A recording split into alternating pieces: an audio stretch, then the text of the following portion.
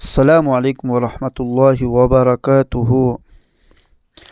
بسم الله الرحمن الرحيم.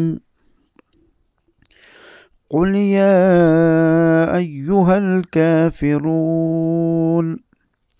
لا أعبد ما تعبدون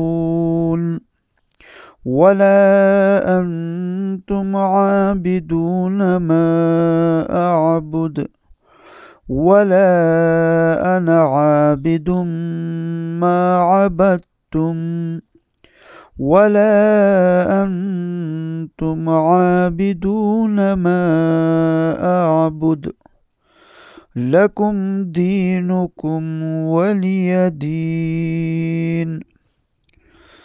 صدق الله العظيم.